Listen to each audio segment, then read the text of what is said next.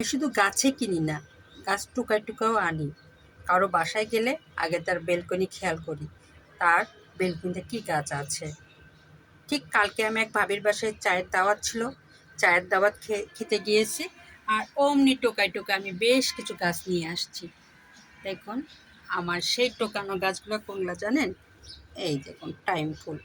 ভাবির বাসায় ভিন্ন রকমের টাইম ফুল আছে, আর এর জন্য ভাবিকে বললাম, সুন্দর করে কেটে দিল। আর এই টোকানো গাছে আমি এখন লাগাবো এই টপে।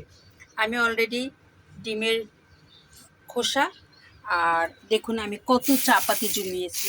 এগুলো সব আমার, এই দেখুন হাফ বস্তার মতো চা পাতি, যেটা আমি চা খাই, এই জন্য চা পাতি আমি অনেক জমিয়েছি। আর তার সঙ্গে আমি দিব হলো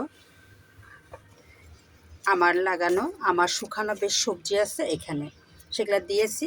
এখন আমি একটু ডিমের খোসা দিব, মিশ্রণ করব। যেহেতু ব্লেন্ডার করার টাইম আমার নাই, আমি এভাবেই লাগাই, আমার কোনো সমস্যা হয় না, আমার গাছ খুব সুন্দর হয় মাশাআল্লাহ। আমি একটু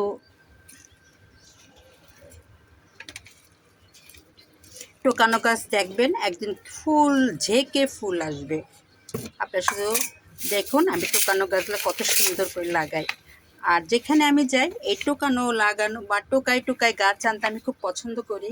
আমি যাই বাসায় যাই, আগে দেখি তার বাড়িতে বেলকনিতে গাছ আছে কি না, থাকলে আমি আনবই। আর এভাবে জোর করে আনি না, তারাও আমার কাছ থেকে নিয়ে যায়, আমিও তাদের কাছ থেকে নিয়ে আসি। এখানে আমি চা পাতি দিলাম, কিছু সবজি কাটা আছে, আর ডিমের হলো খোসা আছে, আর শুধু সাধারণ মাটি।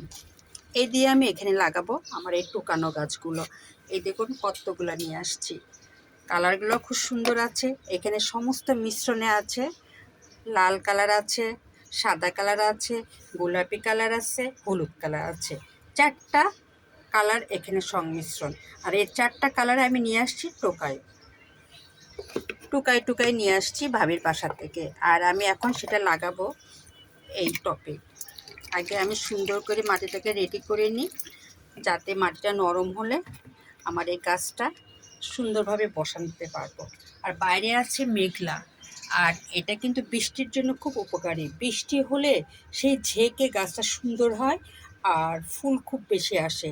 আর এটাই মনে করে আমি আসলাম লাগাইতে, কারণ যদি বৃষ্টির পানিটা আমার এই টপে পড়ে আমার গাছটা খুব সুন্দর হবে। এই দেখুন মেঘলা, তার সঙ্গে আমার বেলকনিটাও দেখুন কি পরিমাণ বৃষ্টি মানে ফুল আসছে। এই দেখুন অসাধারণ, এই দেখুন। কারণ আমি যত কাজে ব্যস্ত থাকি না কেন, গাছের পরিচর্যাটা আমি খুব সুন্দর করি। এই দেখুন প্রতিটা গাছে আমার অনেক ফুল, অনেক ফুল, যেমন ফুল তেমন কলি, দেখুন। আর এই জন্যেই আমার লাগাতে ভালো লাগে, গাছের যত্ন নিতেও আমার ভালো লাগে। আমি গাছের যত্ন নিতে হাঁপাই যাই না, আমি যতই অসুস্থ থাকি না কেন আমি গাছের যত্নটা ঠিকই নিই। আর তার পরিচয় পাওয়া যায় আমার গাছগুলো দেখে। আপনারা অনেকেই অনেক প্রশ্ন করেন, আপনি অনেক যত্ন করেন বিধে আপনার বেলকনিটা অনেক সুন্দর, অনেক গাছ, অনেক ফুল। হ্যাঁ ভাই, এটা সত্যি কথা। আমি বাইরের সময় নষ্ট করি না, আমি যা সময় নষ্ট করি আমার এই গাছগুলোর উপরে। এই দেখুন আমার কোনো আপনজন নির্দিষ্ট আমার কোনো ফ্রেন্ড নেই। আমি যখন যার সঙ্গে দেখা হয় তখন তার সঙ্গে হাই হ্যালো বলে শেষ। কিন্তু আসল আমার বন্ধু হলো এই গাছগুলো, এদের সাথে আমি অনেক সময় দিই। আর এই কারণে আমি যেখানে যাই টোকায় টোকায় গাছ সংগ্রহ করি, যেহেতু আমি গাছ পাগল, গাছ পছন্দ করি। এই দেখুন সুন্দর নরম হয়ে আসছে, এখন আমি শুধু লাগাবো। এটা লাগানো খুব সহজ, লাগিয়ে একটু ধুয়ে দিলে সুন্দর ঝেঁকে ফুল আসবে। আর বিশেষ করে একটু বাইরে বৃষ্টি বৃষ্টি আবহাওয়া, বৃষ্টিটা হলে তো আলহামদুলিল্লাহ আমার গাছটা একেবারে বসে যাবে। আমি এই জন্যে আসছি আমি গাছ লাগাইতে এই ভর দুপুরবেলা। বাইরের প্রকৃতিটা খুব